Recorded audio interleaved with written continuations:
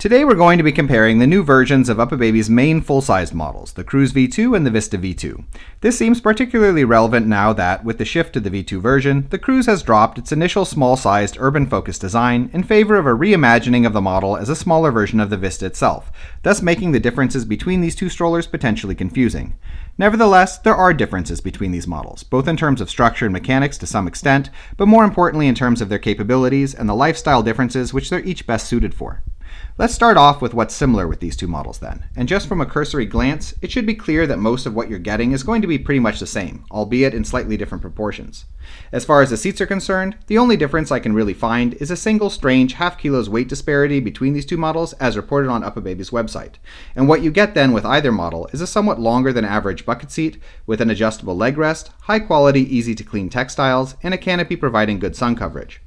Age-wise, this toddler, or main seat, will fit for children from 6 months up until 3 to 3.5 years old or so, before beginning to feel a bit cramped. While before this, there are several viable options for newborns, including a bassinet, the infant snug seat, or a variety of car seat adapters for fitting your chosen seat.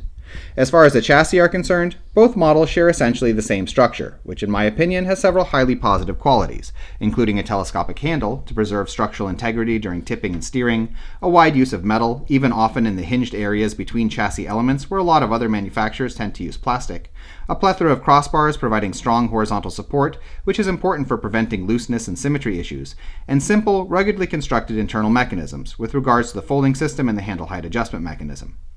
Beyond the general structure of the chassis core, there are, of course, differences based on weight and proportions. The suspension on the Vista, for example, is necessarily built larger in order to deal with the model's added weight and increased terrain capabilities. But the activation mechanisms of these two models have been constructed such as to provide a more or less identical, intuitive experience, whether during folding, adjusting the handle height, using the seat unit or bassinet, or making use of the brake system and swivel locks. Okay, so what are the differences between these two models then? Let's look at them each in turn, starting with the Cruz V2, and the most obvious difference, which is size and weight. The Cruz V2 weighs 11.5 kilos and folds down to 42 by 58 by 84 centimeters, with the seat attached. It can carry 22 kilos in the seat and 13.7 kilos in the shopping basket. In comparison to the Vista then, weight-wise, choosing the Cruz will save you roughly a kilo of overall weight, which is not all that much in my opinion. Though, when it comes to folded size and the need to potentially fit your stroller in a smaller trunk, for example, the difference is a little more pronounced, especially with regards to the width of the rear frame, where it's skinnier by a good 7 centimeters. The weight capacities of the main seat and shopping basket are identical on these models, though, with the shopping basket, there is a slight difference in overall volume. In general, then, though the size and weight differences do make the Cruz V2 a tad easier to carry or to pack away, the chief difference, as far as I see it, between the size of these two models comes down to driving, and has, as such, arguably more to do with wheel size, though the somewhat reduced suspension, as well as the overall reduced proportions of the chassis, do of course play a role as well. When it comes to the wheels then, the difference of between 2 to 3 centimeters on the front wheels in particular, though also on the back wheels, makes a huge difference in relation to over what sorts of terrain it will be comfortable to drive the stroller. And for the Cruz V2 then, I would say that we're looking at predominantly urban terrain, though it can be rough urban terrain, like gravel or the lawns and dirt paths of more or less well-maintained parks. Where its driving characteristics start to fail, however, in relation to the Vista, is when the bumps are a bit larger, like older-style cobblestone streets, if your needs require traversing such terrain on a regular basis. This is less because such terrain will be substantially damaging to the chassis, mind you, but more because it can just be too jarring and unpleasant to regularly drive places like this, with this wheel size, as well as with the overall proportions of the chassis and suspension. As a last note regarding the Cruz, it's worth noting the difference in price in relation to what's included with purchase, in that the model is sold cheaper than the Vista, with only the seat, and, as you undoubtedly already know, also can't fit the rumble seat. In a way then, to me, this means that the Cruz V2 represents somewhat less of a commitment on the part of the purchaser because the model can be bought as more of an afterthought than the Vista, even after your child has grown a bit, but also as less of a commitment in terms of what is being offered, in that there is less implied longevity than on the Vista, which can be used for a newborn right out of the box through to the end of one child's stroller days, and then, with the purchase of the rumble seat, right on to the next child. Alright, let's shift our focus to the Vista then. Stats-wise, again, the weight capacities of the primary seat and shopping basket are identical to the Cruz V2, though the model is built to handle an extra 16 kilos in the rumble seat. Otherwise, the model is a tad heavier, at 12.4 kilos, and folds down a bit bigger as well, at 44 by 65 by 84.5 centimeters, with the seat attached.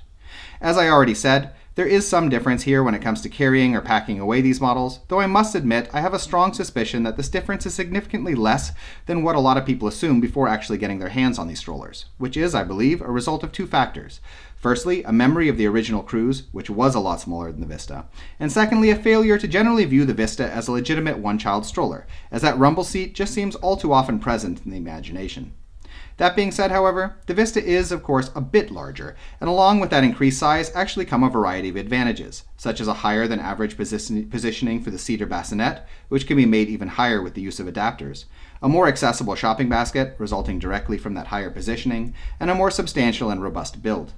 The Vista also, as I already mentioned, has better suspension and bigger wheels, which allow it to traverse on a daily basis those rougher areas that can sometimes become a problem for the Cruz. It's still not an off-road model in the way that any decent three-wheeler worth its salt is, but these factors do legitimately put the Vista in a class above the mid-sized market, where the Cruz pretty firmly lies, with regards to terrain capability.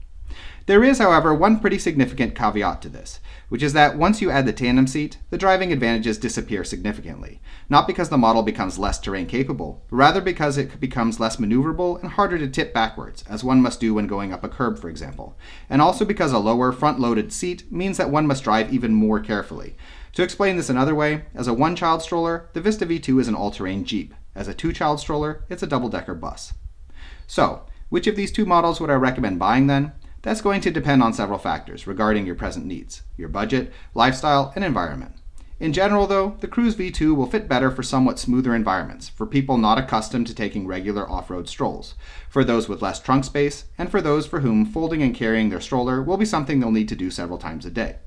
The Vista V2, by contrast, will not only fit better, but will be the necessary choice if you live somewhere rougher or somewhere where it snows a fair amount in the winter. It will also be better for people who take regular trips off-road, as well as for people who just plan on being outside without a car for long periods of time, as that added size creates a more comfortable home base feeling, in my opinion, for longer day trips, whether it's for shopping or just picnics in nature. As a last note, if you're interested in learning more about these models, we have standalone reviews for both of them on our channel that go into a lot more detail. In any case, we hope you found this video interesting, and if you did, we ask that you subscribe, as it helps us to continue making videos in the future. In addition, if you are currently shopping for a stroller, we have a buyer's guide on our Patreon page which lists a wide range of models that we recommend, with a lot of technical and lifestyle related information. You can find it by following the link in the description. Thank you.